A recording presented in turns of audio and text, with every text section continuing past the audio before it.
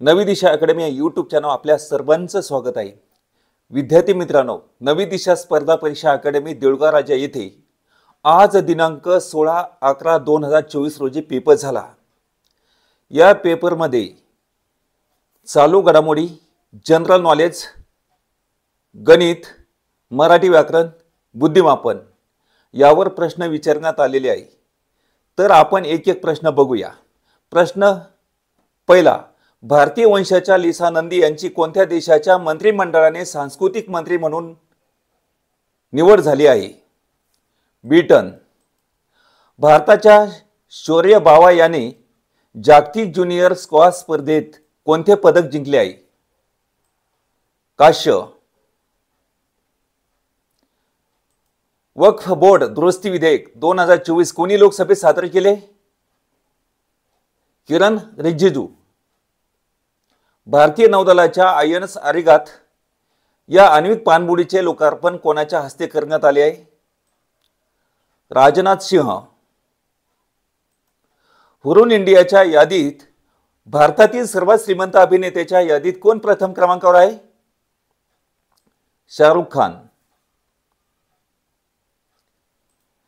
नेमबाज पटू मनू भाकरची कोणत्या केंद्रीय मंत्रालयाच्या ब्रँड अँबॅसेडर म्हणून नियुक्ती झाली आहे?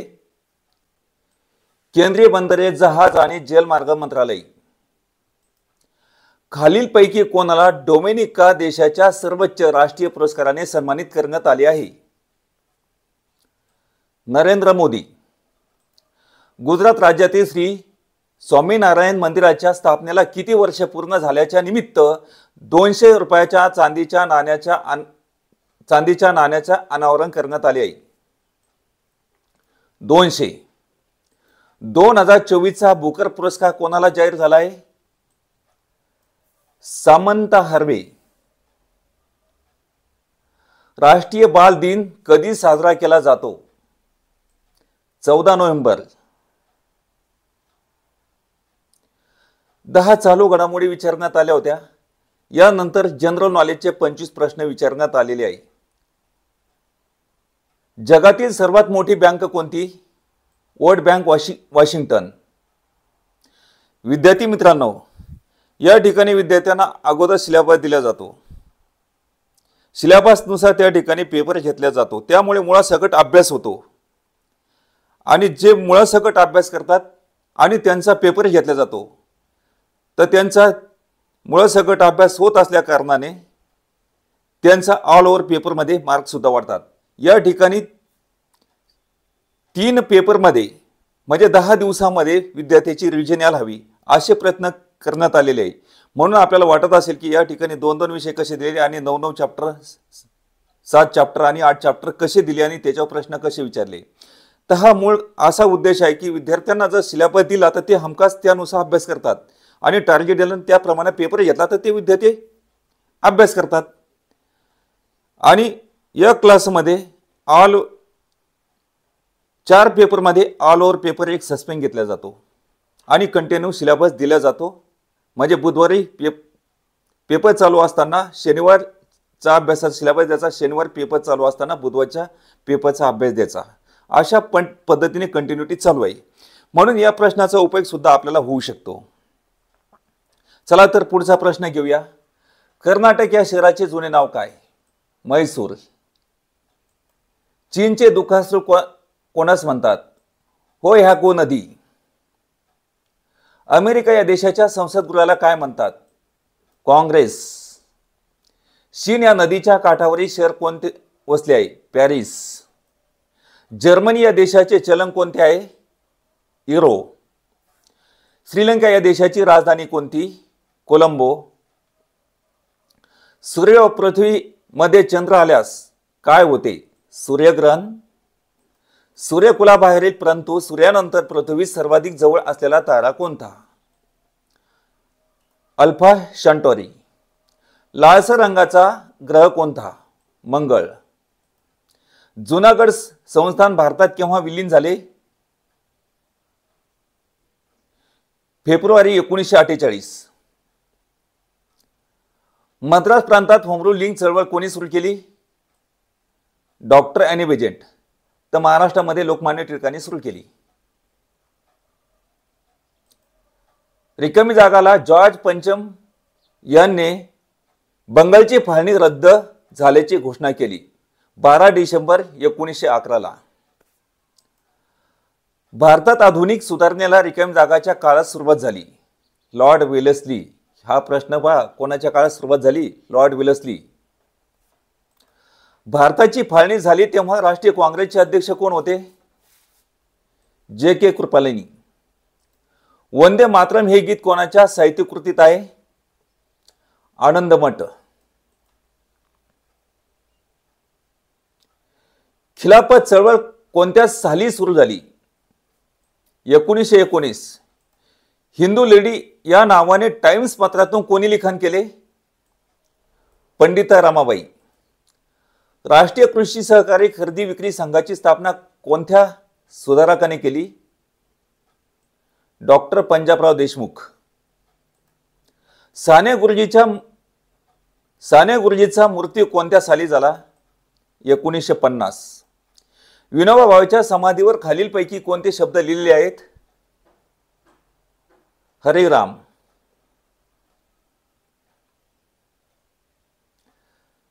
दलिताचा मुक्तिदाता असे डॉक्टर आंबेडकरांना कोणी म्हटले? सयाजीराव गायकवाड. औरंगाबाद येथे मिलिंद महाविद्यालयाचे निर्माण कोणत्या सोसायटीद्वारे झाले? People education society. Mahatma Phule यांनी कोणते नाटक लिहिले? ब्राह्मणाचे कसब. हे ब्राह्मणाचे कसब हे नाटक नाही. विद्यार्थी मित्रांनो, हे चुकीचं आहे. तर याचे उत्तर तृतीयरत्न नाटक आहे.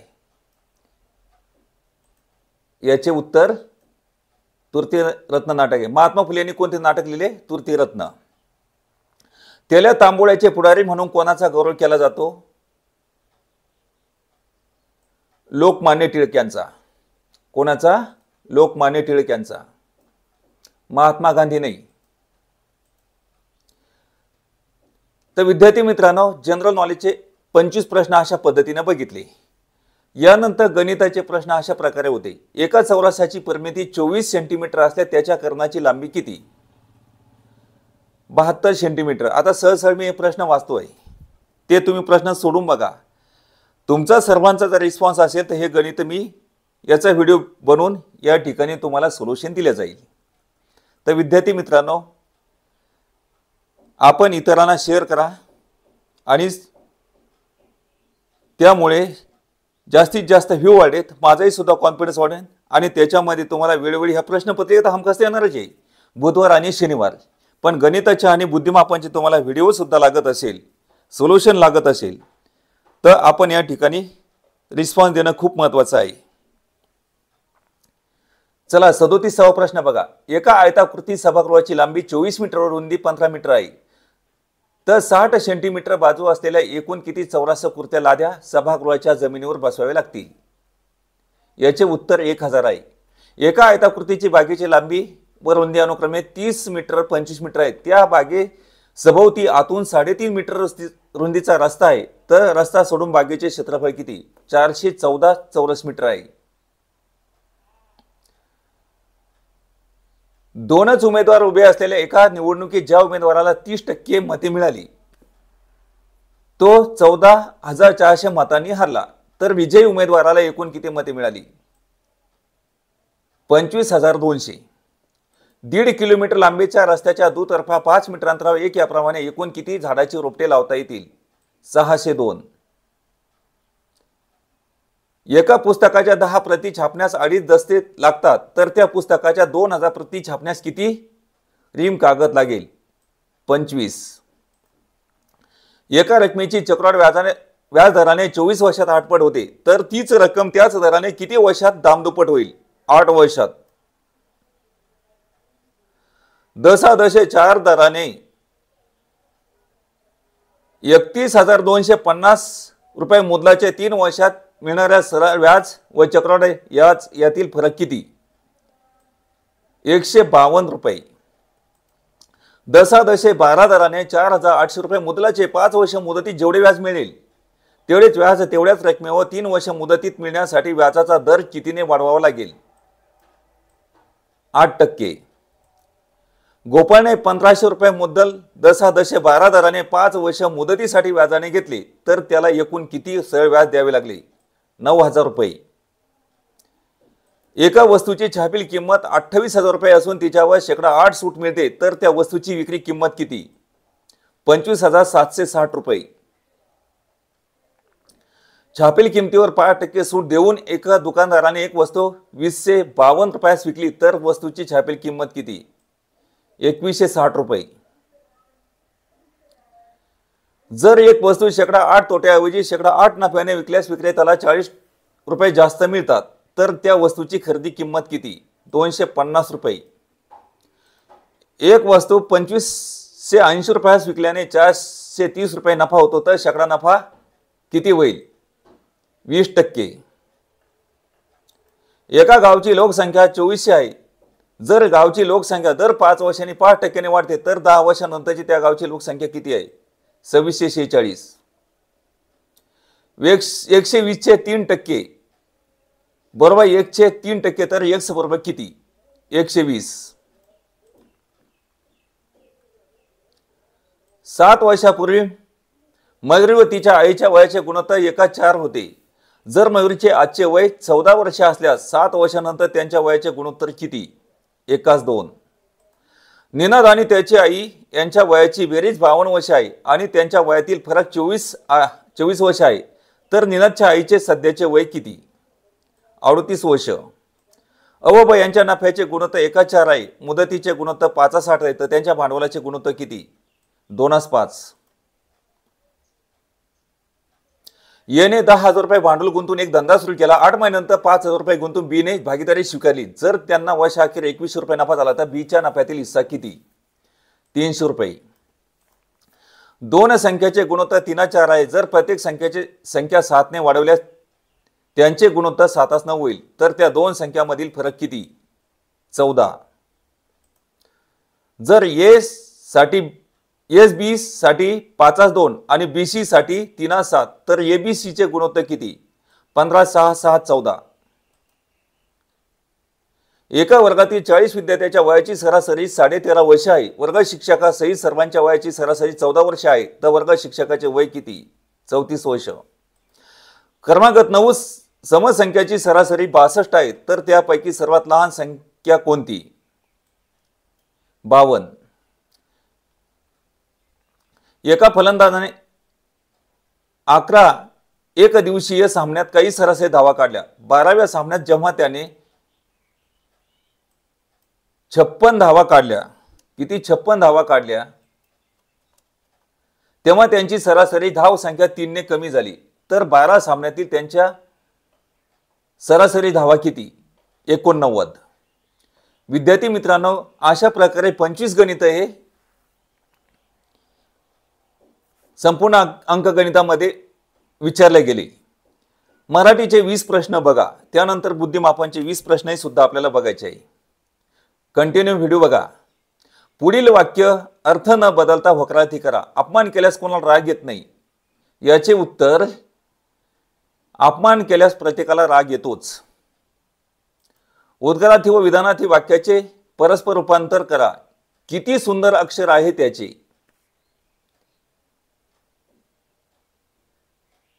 हे वरचं वाक्य किती सुंदर अक्षर आहे त्याचे हे उद्गारार्थी वाक्य आहे आणि त्याचे विधानार्थी आहे. त्याचे उत्तर त्याचे अक्षर अतिशय सुंदर आहे.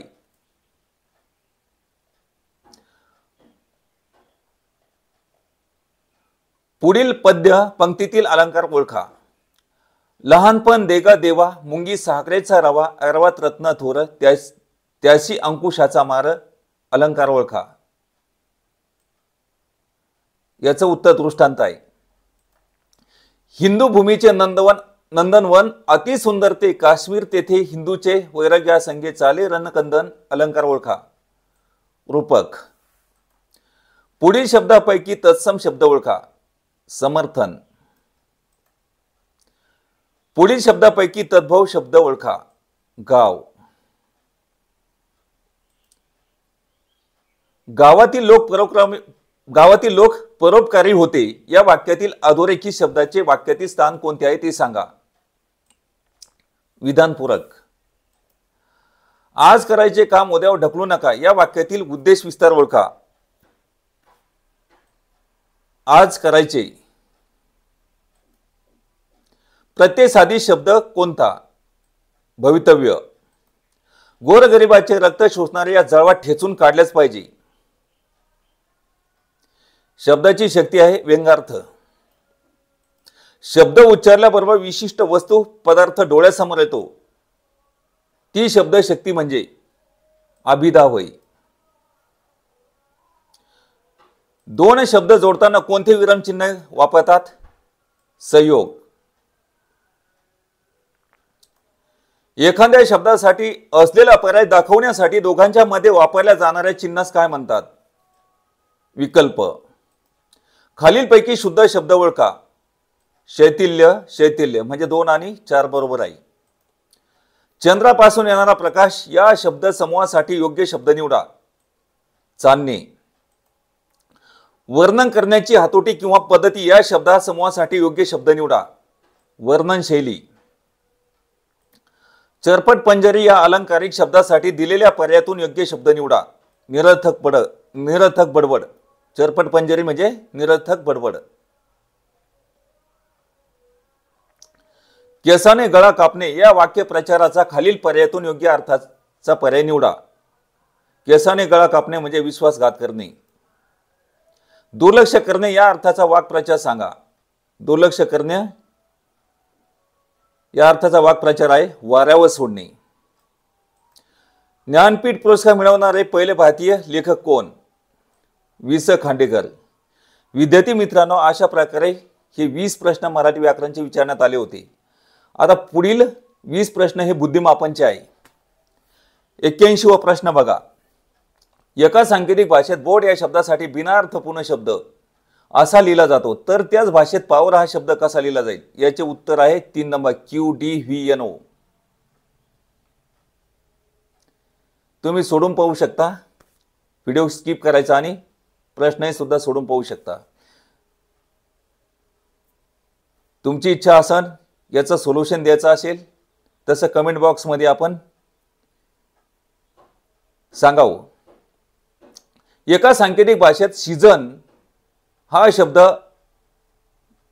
बिना अर्थपूर्ण असा लिहितात तर त्या भाषेत विंटर हा शब्द कसा लिहिला जाईल? म्हणजे बिना अर्थपूर्ण शब्द तुम्हाला लिहायचा आहे. याचं उत्तर आहे NIWRAT.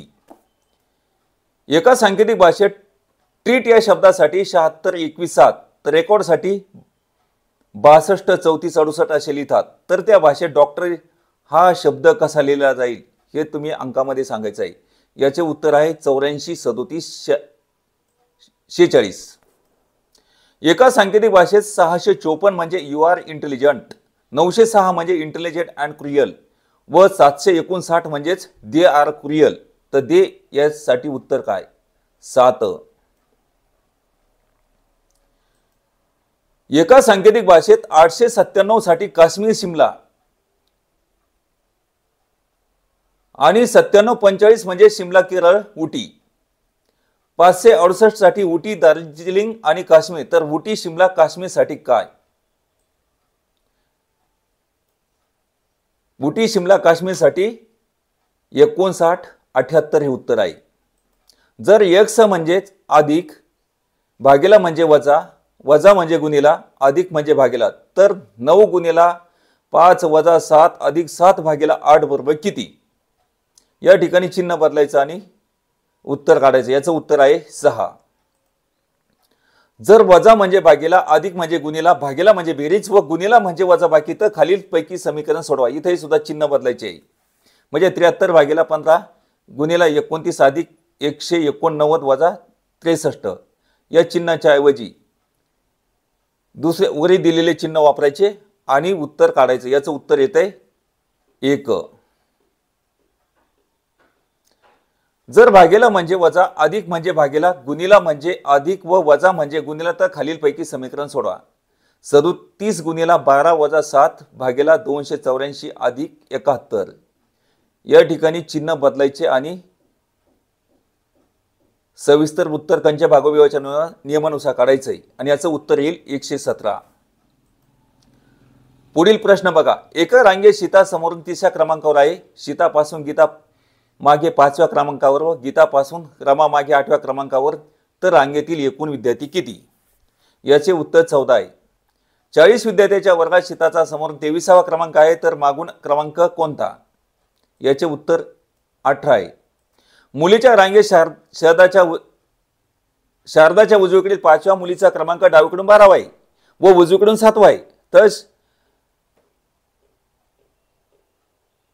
शरदचा त्या रांगेतील क्रमांक कितवा? इथं शारदा नसून शरद घ्या. याच पर्याय क्रमांक 3 बरोबर आहे. डावीकडून 7वा आहे. 3.54 तास हे तास मिनिटे सेकंदात कसे लिहाल? याचे उत्तर 3 तास 32 मिनिटे 24 सेकंद आहे. एका लंबकाच्या घड्याळाचे दर तासाला तासाच्या संख्येप्रमाणे व दर अर्ध्या तासाला 1 याप्रमाणे टोले वाजतात. तर त्या घड्याळाचे दुपारी 1 वाजल्यापासून सायंकाळी 6 वाजेपर्यंत एकूण किती टोले वाजतील? याचे उत्तर 26 आहे. बंदूकसाठी गोळी तर धुराडेसाठी काय? याचं उत्तर आहे धुव्र. दीप्तीला 6 बहिणी आहेत. तिची एक बहीण कल्पना शिक्षिका आहे. तर कल्पनाला एकूण किती बहिणी आहेत? 6. पुढील प्रश्न बघा. एका रस्त्यावरून काही घोडेस्वार व तेवढेच घोडेस्वारही चालत आलेले आहेत. काही अंतर कापल्यानंतर त्यापैकी निम्मे घोडेस्वार घोड्यावर स्वार झाले. आता चालणाऱ्यांच्या पायांची संख्या 50 झाली. तर एकूण घोडे किती? याचे उत्तर 10. सौरभचे घड्याळ दर तासाला 5 सेकंद मागे पडते. रविवारी 3 वाजता बरोबर लावले होते. बुधवारी दुपारी 3 वाजता कोणती वेळ दाखवेल? 2:54. एका पिशवीत 12 सोडून सर्व निळे, 21 सोडून सर्व काळे, 20 सोडून सर्व लाल चेंडू, 19 सोडून सर्व हिरवे चेंडू आहेत. पिशवीत जर 4च रंगाचे चेंडू असतील तर पिशवीत एकूण किती चेंडू असतील? 24. पुढील प्रश्न बघा. VTR, DFH, PNL, JLN, प्रश्नार्थक चिन्ह इथं उत्तर काढायचं आहे, PRT बरोबर त्या ठिकाणी सोडवायचं आहे आणि याचे उत्तर येईल JHF. प्रश्न शेवटचा. 1 आपण 2, 1, 3, 12, प्रश्नार्थक चिन्ह, प्रश्नार्थक. याचे उत्तर 60, 360 असेल. विद्यार्थी मित्रांनो, अशा प्रकारे बुधवार आणि शनिवार पेपर झाले होतील. त्याचे प्रश्न अशाच पद्धतीने तुम्हाला यूट्यूब चॅनलवर मिळतील. म्हणजे नवी दिशा अकॅडमी या यूट्यूब चॅनलवर बघायला मिळतील. जर आपल्यास या ठिकाणी चांगल्या पद्धतीने रिस्पॉन्स मिळाला त्यामधील गणित आणि बुद्धिमापन हेही सुद्धा प्रश्न सोडून दिला जाईल. तर विद्यार्थी मित्रांनो, इतरांना शेअर करा आणि सबस्क्राईब करा. आज या ठिकाणी थांबूया. भेटूया नेक्स्ट व्हिडिओमध्ये. धन्यवाद.